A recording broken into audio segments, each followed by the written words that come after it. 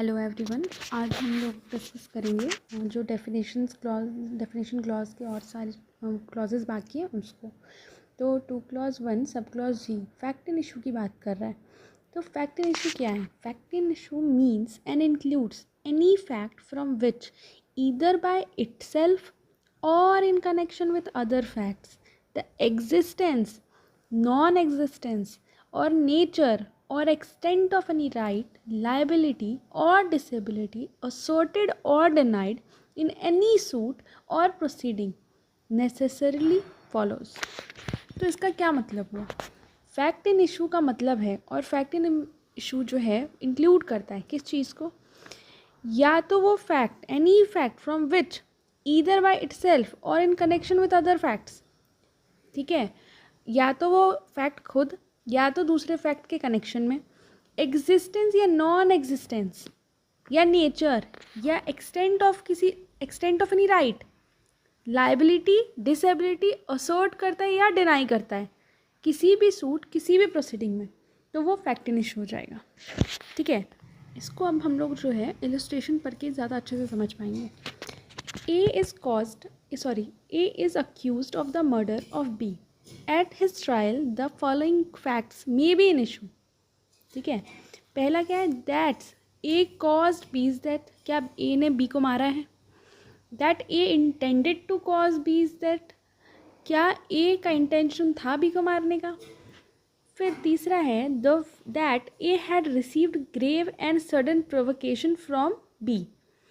And last one is that A at the time of doing the act which caused B's death was by reason of unsoundness of mind, incapable of knowing its nature।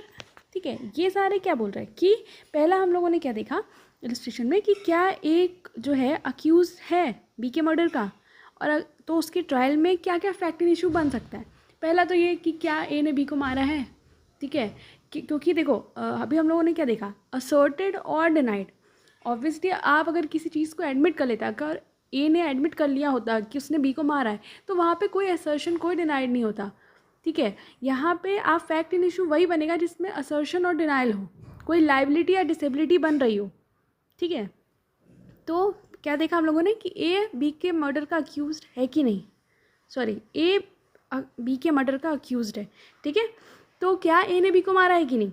ठीक, दूसरा क्या ए का intention था B को मारने का, क्या A had received grave and sudden provocation from B, क्या बी ने उसको प्रोवोक किया था मारने के लिए इसलिए उसने मारा, या फिर जब ए बी की डेथ कॉज कर रहा था तब ए जो है वो अनसाउंडनेस ऑफ माइंड में था।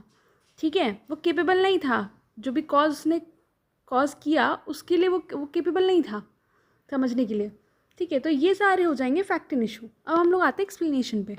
तो एक्सप्लेनेशन क्या बोल रहा है? Whenever under the provisions of law for the time being in force relating to civil procedure any court records an issue of fact, the fact to be asserted or denied in the answer to such issue is a fact in issue. ठीक है, तो explanation में क्या बोलना चाह रहा है कि अगर सिविल प्रोसीजर से रिलेटेड भी कोई केस है, ठीक है, तो जो फैक्ट असर्ट और डिनाई किया जाएगा, ठीक है, वही फैक्ट जो है फैक्ट इन इशू बनेगा। एक चीज़ हमेशा ध्यान रखना है कि फैक्ट इन इशू जो है वो हमेशा कोर्ट बनाता है। ठीक है, कोर्ट डिसाइड करेगा कि कौन सा फैक्ट जो है वो फैक्ट इन इशू बनेगा। Every fact in issue is a fact, ठीक है, लेकिन हर एक फैक्ट इन इशू नहीं बन सकता। जो कोर्ट डिसाइड करेगा वही फैक्ट जो है फैक्ट इन इशू बनेगा। और एक चीज़ और ध्यान रखना है, जो फैक्ट इन इशू है उसको हम लोग फैक्टम प्रोपेंडम कहते हैं। ठीक है, जो कि मेन मैटर होता है। जैसे कि ए को बी के मर्डर के लिए अक्यूज़ किया गया, ठीक है, तो सबसे पहला फैक्ट इन इशू जो आया हम लोगों को देखने को मिला वो ये था कि क्या ए ने बी का मर्डर किया है, क्या उसका इंटेंशन था। तो ये मेन मैटर है उस पर्टिकुलर फैक्ट का, ठीक है, उस पर्टिकुलर केस का। तो कोर्ट ने फैक्ट इन इशू ड्रॉ किया है, ठीक है, डिसाइड किया है। अब हम लोग आते हैं 2 क्लॉज 1 सब क्लॉज एच पे, जो कि बात कर रहा है मे प्रिज्यूम की। अब मे प्रिज्यूम क्या बोल रहा है? Whenever it is provided by this अधिनियम that the court may presume a fact, it may either regard such fact as proved unless and until it is disproved or may call for proof of it। ये क्या बोल रहा है कि कोई भी court जो है कोई भी फैक्ट को प्रिज्यूम कर सकता है, ठीक है, प्रिज्यूम कर सकता है कि वो फैक्ट जो है वो प्रूव है, ठीक है, जब तक उसको डिसप्रूव नहीं किया जाए, मतलब unless and until it is proved the court में presume a fact, it may either such fact as proved unless and until it is disproved. या तो उसको आप डिसप्रूव जब तक नहीं कर सकते तब तक कोर्ट जो है उसको मे प्रिज्यूम करेगा कि वो प्रूव्ड है, और वर्ड है और मे call for proof of it, ठीक है, या फिर कोर्ट जो है खुद उसका प्रूफ भी मंगवा सकता है। तो इस पर्टिकुलर इसको बोलेंगे हम लोग मे प्रिज्यूम, ठीक है। फैक्ट प्रूफ होगा कोर्ट की नज़र में तब तक जब तक वो उसको आप डिसप्रूव नहीं कर देते, और जब तक कोर्ट खुद से उसका प्रूफ नहीं मांग देता तब तक, ठीक है। इसी को हम लोग बोलते हैं प्रिजम्पशन ऑफ फैक्ट, ठीक है। अब हम लोग आते हैं आगे 2 क्लॉज 1 सब क्लॉज आई पे। ये क्या बात कर रहा है, नॉट प्रूव्ड की। Not proved means a fact is said to be not proved when it is neither proved nor disproved, ठीक है, ना ही वो प्रूव कर पाया है और ना ही उसको आप डिसप्रूव कर पाए, वो हो जाएगा नॉट प्रूव्ड, ठीक है। अब हम लोग आते हैं नेक्स्ट पे 2 क्लॉज 1 सब क्लॉज जे पे, proved. If fact is said to be proved when, after considering the matters before it, the court either believes it to exist or considers its existence so probable that a prudent man ought, under the circumstances of the particular case, to act upon the supposition that it exists. यहाँ पे क्या बोल रहा है कि matter को consider करने के बाद, ठीक है, कोर्ट या तो उसके एग्जिस्टेंस पे बिलीव कर लेगी, ठीक है, कि वो एग्जिस्ट कर रहे हैं, कोर्ट बिलीव कर लेगी मैटर को देखने के बाद कि बिलीव कर लेगी कि ये पर्टिकुलर जो फैक्ट है वो प्रूव है, ठीक है, या तो उसका एग्जिस्टेंस इतना प्रोबेबल है कि कोई भी प्रूडेंट पर्सन जो है उसको देखते के साथ बोल देगा कि हाँ ये एग्जिस्ट कर रहा है, ठीक है। अब जैसे कि कोई क्राइम हुआ है, ठीक है, अब जैसे कोई क्राइम हुआ है, मान लो वो क्राइम जो है वो पर्टिकुलर इंसान के सामने हुआ है, या फिर ऐसा बोल सकते हैं जैसे कि ए ने बी का मर्डर किया, ठीक है, ए ने शॉट किया बाय गन बी को, ठीक है। अब ये चीज़ जो है, ये चीज़ कैमरा में रिकॉर्ड हो गई, 2 मिनट के लिए मान लेते सपोज जस्ट कि कैमरा में रिकॉर्ड हो गई, कैमरा में देख रहा है ए ने बी को शूट किया बाय अ गन। अब वहाँ पे ए बोल रहा है नहीं मैं तो बी को मारना ही नहीं चाह रहा था, मैं बस ऐसे ही फायरिंग कर रहा था, ठीक है। तो ये इटसेल्फ एक प्रूफ है कि आपने गन जो है विथ इंटेंशन, ठीक है, विथ इंटेंशन आप बी के ऊपर रख रखा है आपने उनको मारने के लिए, ठीक है। तो वो एक ऐसा प्रूफ है जिसका एग्जिस्टेंस कोर्ट को दिख रहा है, ठीक है, या फिर कोई प्रूडेंट पर्सन भी उस चीज़ को देखेगा तो वो भी यही बोलेगा कि हाँ ए का इंटेंशन था बी को मारने का, क्योंकि ए का गन पॉइंट जो है वो टुवर्ड्स बी था, ठीक है।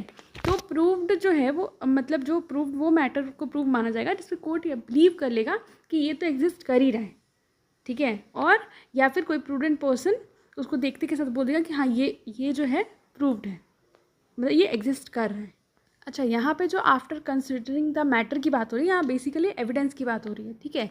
एविडेंस जब आप देख लेते हो तब कोर्ट बिलीव और डिसबिलीव करता है, ठीक है। अब हम लोग आते हैं 2 क्लॉज 1 सब क्लॉज के रेलिवेंट पे, ठीक है। रेलिवेंट जो वर्ड है वो कैसे डिफाइन है, if fact is said to be relevant to another when it is connected with the other in any of the ways referred to in the provision of this अधिनियम relating to the relevancy of the facts, ठीक है। यहाँ पे क्या बोल रहा है, कोई भी फैक्ट जो कनेक्टेड है, ठीक है, किसी और फैक्ट से, तो वो रेलिवेंट फैक्ट हो जाएगा। जैसे कि अगर हम लोग इसको देखें तो ये सब बोल सकते हैं कि हाँ ए ने बी का मर्डर किया, ठीक है, ए ने बी का मर्डर किया, क्या कहते हैं, बाय गन, ठीक है। और फिर एक और फैक्ट आता है सामने कि ए ने सी से वो गन खरीदी थी, तो ये फैक्ट जो है, ठीक है, ये फैक्ट ए का सी से गन खरीदना, ये फैक्ट रिलेशन में है किसके, दूसरे फैक्ट के, कि ए ने बी को उसी गन से मारा है जो गन उसने परसों खरीदी थी सी से, ठीक है।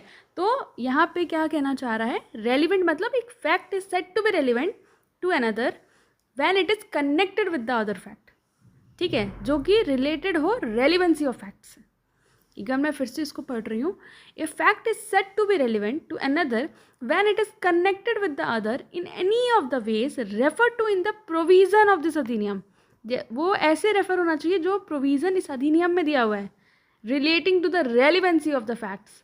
ठीक है, अब हम लोग आगे जो पार्ट 2 चैप्टर 2 पढ़ेंगे वो बेसिकली रेलिवेंसी ऑफ फैक्ट्स की ही बात करते हैं। ठीक है, तो उसमें दिया हुआ है कि कौन से कनेक्टेड फैक्ट्स जो है वो रेलिवेंट फैक्ट्स होंगे। ठीक है, तो अभी फ़िलहाल के लिए हम लोग को बस ये समझना है कि दो फैक्ट्स जो कनेक्टेड हों, ठीक है, एक दूसरे से, वो रेलिवेंट हो जाएंगे। इसको फैक्टम प्रोबेंस भी बोलते हैं। फैक्ट इन इशू को फैक्टम प्रोवेंडम बोलते हैं, मेन मैटर, और रेलिवेंट फैक्ट को हम लोग फैक्टम प्रोबेंस बोलेंगे। सारे ही फैक्ट इन इशू जो है वो रेलिवेंट फैक्ट होते हैं, लेकिन सारे relevant facts fact in issue नहीं हो सकते। ठीक है, और बेसिकली मतलब वैसे हम लोग ये चीज़ को आगे भी देखेंगे कि जो फैक्ट हेल्प करता है ना फैक्ट इन इशू को प्रूव करने में या डिसप्रूव करने में, वही रेलिवेंट फैक्ट्स होता है। अगर हम लोग मतलब नॉर्मल इसमें समझें तो वो सारे फैक्ट्स जो कि किसी भी फैक्ट इन इशू को प्रूविंग और डिसप्रूविंग में हेल्प करें वो रेलिवेंट फैक्ट्स हो जाएगा। ठीक है, अब हम लोग आते हैं 2 क्लॉज 1 सब क्लॉज एल पे। ये शैल प्रिज्यूम की बात कर रहा है। ठीक है, shall presume whenever it is directed by this अधिनियम that the court shall presume a fact it shall regard such fact as proved unless and until it is disproved। ठीक है, यहाँ पे क्या बोल रहा है, shall presume का मतलब है कोर्ट जो है shall presume करेगी किसी भी फैक्ट को, shall presume। ठीक है, shall मैंडेट हो जाता है। ठीक है, कोर्ट को प्रिज्यूम करना पड़ेगा किसी भी फैक्ट को। ठीक है, प्रिज्यूम करना पड़ेगा कि वो फैक्ट प्रूव्ड है, तब तक प्रूव उसको मानना पड़ेगा जब तक until and unless it is disproved। ठीक है, तो whenever it is directed by this अधिनियम that the court shall presume a fact, it shall regard such fact as proved unless and until it is disproved. ठीक है, इसको presumption of law या artificial presumption भी बोलते हैं हम लोग। अब इसके क्लॉज 2 पे आते हैं। ठीक है, 2 क्लॉज 2 क्या बोल रहा है, words and expression used here in and not defined but defined in the information technology act 2000, the BNSS 2023 and the BNS 2023 shall have the same meaning as assigned to them in this said act and संहिता। ये मतलब ये basically ये बोलना चाह रहा है कि जो भी वर्ड और एक्सप्रेशन जो है जो कि यहाँ पे डिफाइन नहीं है, तो लेकिन वो डिफाइन है IT एक्ट में या फिर BNS में, तो उनका जो है shall have the same meaning, उनका सेम मीनिंग होगा as assigned to them in this act. ठीक है, जैसा कि इस एक्ट में होगा वैसा ही उस एक्ट में जो भी मतलब जो इसमें डिफाइन नहीं है उनमें जो डिफाइंड है वो सेम मीनिंग इसमें आएगा। ठीक है, तो आज हम लोग अभी यहीं तक रहने देते हैं और नेक्स्ट जो हम लोग डिस्कस करेंगे वो करेंगे रेलिवेंसी ऑफ फैक्ट्स को, चैप्टर 2 को।